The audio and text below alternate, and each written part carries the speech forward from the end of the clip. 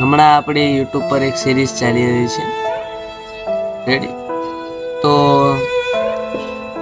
YouTube દ્વારા મને email આવ્યો અત્યારે હાલ મારો અત્યારે એક પાર્ટ 5 અપલોડ થયો હતો અને એની અંદર કહેવામાં આવ્યું કે ભાઈ આવા વિડીયો તમે ન ઉતારી શકો. તો આ વિડીયો ખરેખર મસ્તી માટે હતો અને હું એમાં અમુક એપિસોડમાં ફની સાઉન્ડ ઇફેક્ટ પણ મૂકતો હતો અને પાર્ટ 7 લગી મેં બનાવ્યા હતા.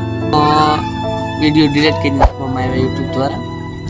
એમાં કેટલી મારી મહેનત હતી એ તો યુટ્યુબને કાંઈ ખબર જ નથી. યુટ્યુબને માત્ર કોપીરાઇટ સ્ટ્રાઇક આપી દેવી છે. યુટ્યુબ તો દેતું નથી, જો કે બીજા ક્રિએટરો આપે છે. યુટ્યુબને જોવું પડે. વાંધો નહીં ગાઈસ, વિડીયો આપણે બનાવીશું અને હવે મારું પણ આમાં બહુ મન રહ્યું નથી. ઘડીક નામ ચેન્જ કરી નાખું છું, ઘડીક નામ આમ કરી નાખું છું, એવું બધું હેડા રાખીશ. ગાઈસ બસ આજ મારે વાત કરવી હતી તમને કે કેટલી વિડીયોમાં બધું કરવાનું છે. મૂડ ઓફ થઈ ગયું, રેડી?